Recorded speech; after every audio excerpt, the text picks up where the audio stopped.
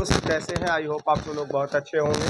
तो यहाँ देखिए एएलपी टेक्नीशियन के 20वें सेट पर हम आ चुके हैं। इससे पहले 19 सेट लगातार हमने कंप्लीट किया है और ये हमारा 20वां सेट है। मात्र 10 प्रश्न ही आपके पास लेकर के आए हैं। साइंस के इंपॉर्टेंट प्रश्न, VBI प्रश्न है जो प्रीवियस साल में पूछे गए प्रश्नों को चुना गया है। तो चलिए आ जाते हैं, अपने मंजिल की ओर आगे बढ़ते हैं, 20वें सेट को पूरा करते हैं। और हमने पहले ही वादा किया था कि उष्मा, ये जो टॉपिक्स हम लिए थे वो उष्मा से लिए थे और 20 सेट अर्थात 20 दहिए 200 से प्रश्न के आसपास करेंगे, उष्मा का हम सब करेंगे, जो कि हमने 20वां सेट कंप्लीट किया। बट ये हम 210 प्रश्न तक गए हैं अभी तक। आज चले जाएंगे 210 प्रश्न में, उसके बाद भी 21वां सेट आपको अवश्य दिया जाएगा, क्योंकि अभी और कुछ लगभग समथिंग 20 प्रश्न तक के प्रयास रहेगा कि जितने भी प्रश्न और भी 20 इंपॉर्टेंट प्रश्न बने उसमें से वो प्रश्न आपको जरूर दें। ठीक है, तो चलिए ये प्रश्न हम सब पहले देख लेते हैं। क्या कह रहा है?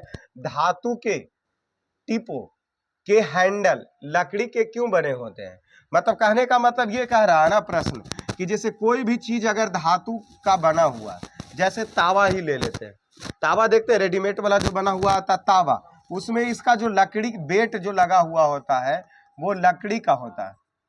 तावा का जो बेट बना होता है वो लकड़ी का होता है। क्यों होता है? वही चीज कहा जा रहा है कि धातु के टेप के जो हैंडल है वो लकड़ी के होते हैं। तो तावा में भी तो देखते हैं ना, आगे लोहा और पीछे लकड़ी लगा रहता है। क्यों रहता है? ए का कहना है लकड़ी गर्मी का एक बुरा संवाहक है।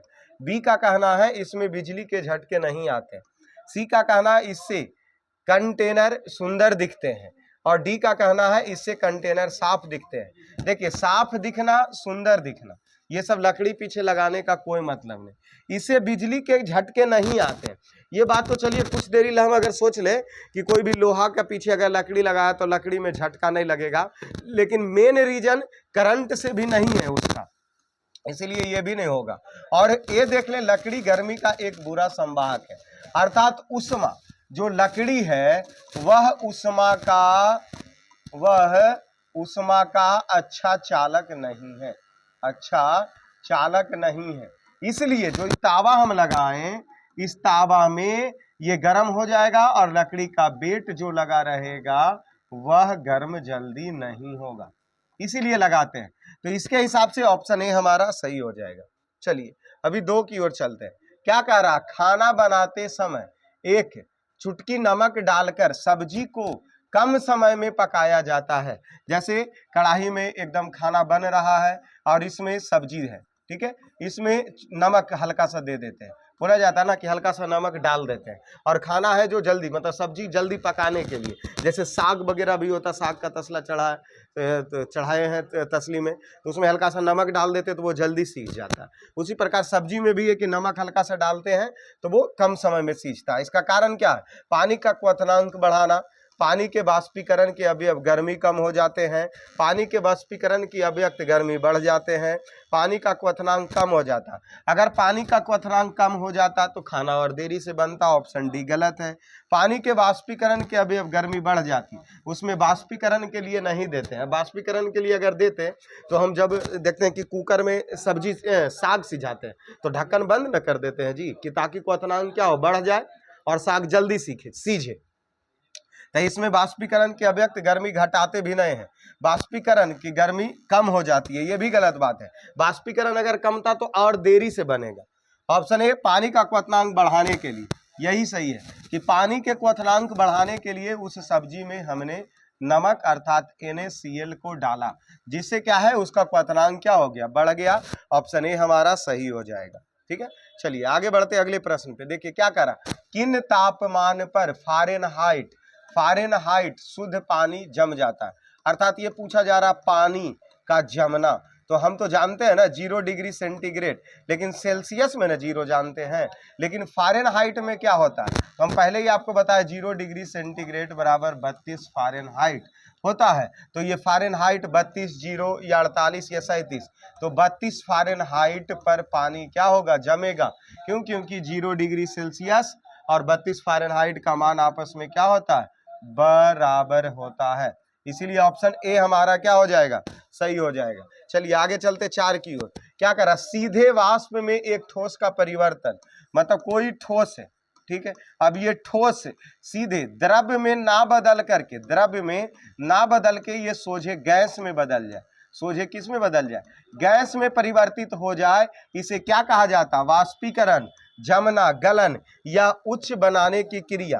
तो इस ऑप्शन के हिसाब से उच्च बनाने की क्रिया होगी, और इसे ही हम सब ऊर्ध्वपातन की क्रिया कहते हैं, कि जब कोई वस्तु ठोस से सीधे गैस में परिवर्तित हो जाए तो उसे ऊर्ध्वपातन की क्रिया कहते हैं। और जैसे इसमें आता है कपूर, और दूसरा होता है नेफ्थिलीन की टैबलेट, जो कपड़ा में हम सब देते हैं ना, वो वाला टैबलेट, नेफ्थिलीन की टैबलेट होता है। ये सब क्या है, ये ठोस होते हैं लेकिन लंबे समय तक छोड़ देने पर यह उड़ जाता है, कपड़ा में रहता है, गोली नहीं रहता। कपूर भी वही चीज है, कपूर को जलाए तो क्या ये पहले द्रव बनता है, नहीं, कपूर ठोस है, डायरेक्ट गैस में बदल जाता है, अर्थात ऊर्ध्वपातन की क्रिया होती है। इस ऑप्शन के हिसाब से उच्च बनाने की क्रिया, ऑप्शन डी सही। चलिए 5 नंबर देखते हैं क्वेश्चन क्या कर रहा है। साफ रातें, इसको ठंडी नहीं गंदी रातें, मतलब एक साफ है एक धुंधली रातें, धुंधली भी दे सकता है।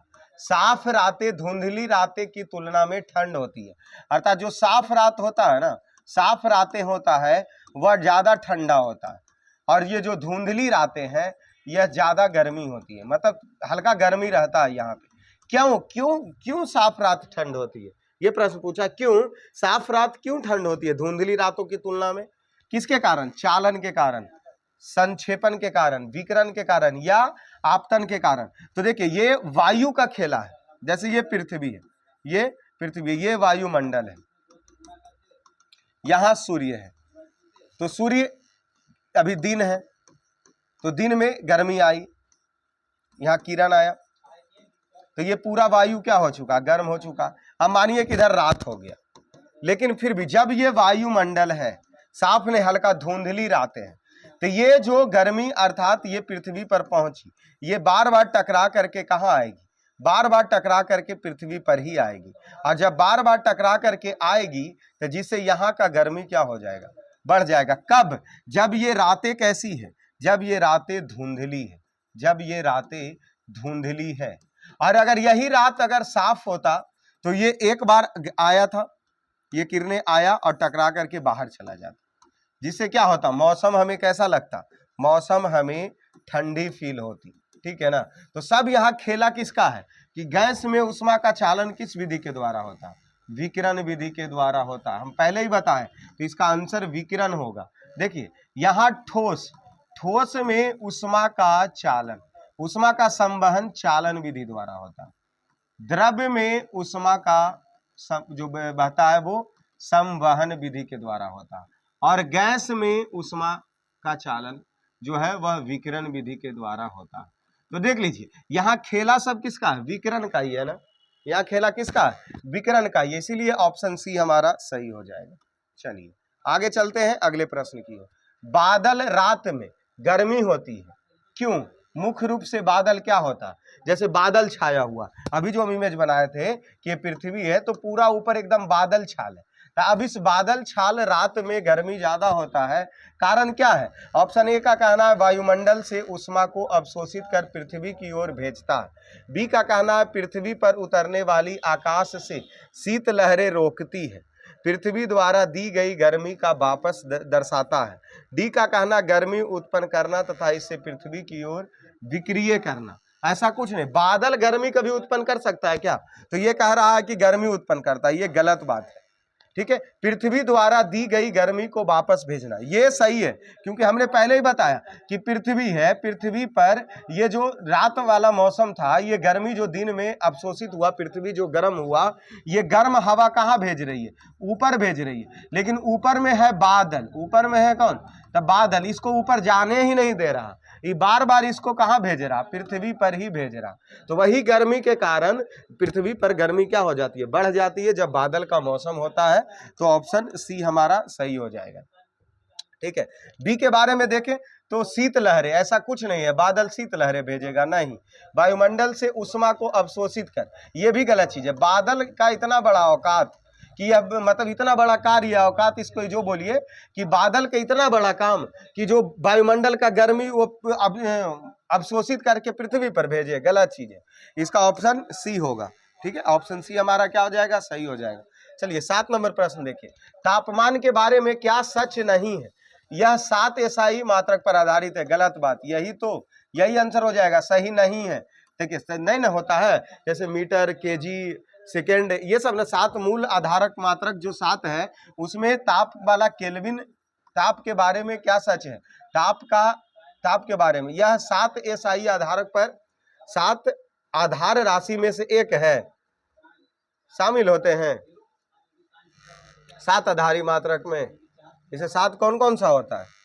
मीटर, ठीक है, केजी, सेकेंड, ताप का एसआई मात्रक केल्विन। तो ये तो है ना, 7 में ही है ना। तापमान के बारे में क्या सच नहीं? यह 7 एसआई आधार राशि में से एक है, तो ये तो है, ये है।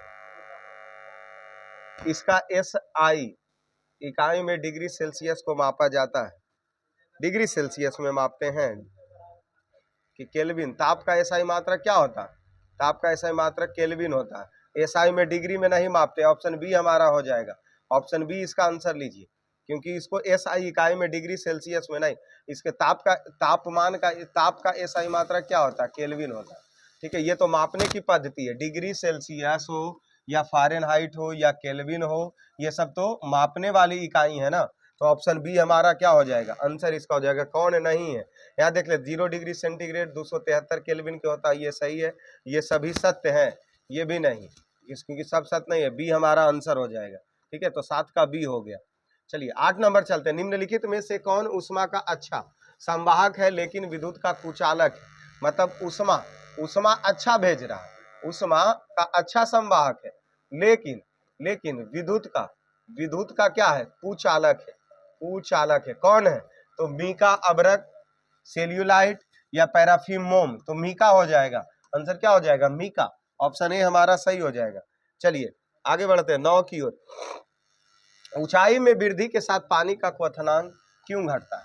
जैसे अगर ये जमीन है, ये पृथ्वी है, और यहाँ पर ये पहाड़ है। अब यहाँ देखिए, पानी अगर कोई जमीन पर गर्म कर रहा है तो यहाँ का क्वथनांक कुछ होगा, और अगर पानी हम पहाड़ पे गर्म कर रहे हैं तो यहाँ का क्वथनांक घट जाता है। क्वथनांक क्या हो जाता है? घट जाता है। अब इसी कारण पानी यहाँ पहाड़ पर जल्दी गर्म होगा, अर्थात खौलने लगेगा। यही चीज यहाँ पर पानी देरी से गर्म होगा, अर्थात देरी से खौलेगा। मतलब ये नहीं है कि पहाड़ पर ले जाके चावल सिझाएंगे तो जल्दी सिझ जाएगा, पानी सिर्फ खौलेगा जल्दी, उसमें सीझेगा मतलब जल्दी नहीं। ठीक है, तो ये सब क्वथनांक का खेला है। तो इसके कारण ऊंचाई में वृद्धि पानी का क्वथनांक क्यों घटता है? कम तापमान, कम वायुमंडलीय दबाव, या उच्च तापमान या उच्च वायुमंडलीय। तो कम वायुमंडलीय दाब के कारण, कम वायुमंडलीय दाब, क्योंकि जैसे ही जमीन पे है, मैं अगर पहाड़ पे गए तो वहां पर वायुमंडलीय दाब क्या हो जाती है? कम हो जाती है, और कम होने के कारण उसका क्वथनांक घट जाता है। इसीलिए ऑप्शन बी हमारा सही हो जाएगा। चलिए 10 देखते हैं क्या कह रहा कि गर्मी विकिरण के लिए अमान्य लक्षण है यह में यात्रा करता है। मतलब ऐसा कहा जा रहा कि जो गर्मी है, क्या प्रश्न कह रहा? गर्मी विकिरण के लिए अमान्य लक्षण यह है कि यह में यात्रा करता है। कहा जा रहा है यह सीधी दिशा में करता है, यह सभी दिशा में करता है, प्रकाश की गति के साथ करता है, और डी का कहना है माध्यम को गर्म करना जिससे वह गुजरता है। प्रश्न समझ में आ रही है क्या? कि जैसे गर्मी है तो गर्मी विकिरण के लिए जो अमान्य है वह इसमें जो गर्मी विकिरण के लिए अमान्य लक्षण है, यह एक गर्मी में यात्रा करता है। कैसे करता है?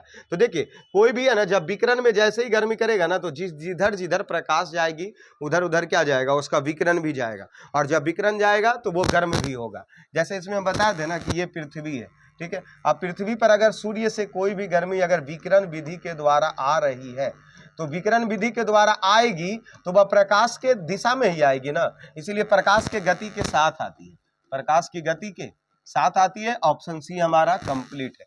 ठीक है, तो इसी प्रकार हमने टोटल 20 सेट अर्थात टोटल ऊष्मा से 210 प्रश्न अभी तक के हम सब क्या कर चुके हैं? कंप्लीट कर चुके हैं। ठीक है, और इसके बाद हमने बोला कि 20 प्रश्न कम से कम और इसका देखना है। तो बहुत अच्छे तरीके से आप सभी लोग इस परिवार के साथ जुड़े हुए हैं, और इसी प्रकार भी आप सब लोग जुड़े रहिए। हमारे तरफ से जितनी हो सके भरपूर VVI इम्पोर्टेंट प्रश्न जो भी होंगे वो अवश्य देने का प्रयास किया जाएगा और देते भी हैं। तो इसी प्रकार आप भी सब लोग क्या रहें, जुड़े रहें। तो चलिए धन्यवाद जुड़े रहने के लिए सभी लोगों को।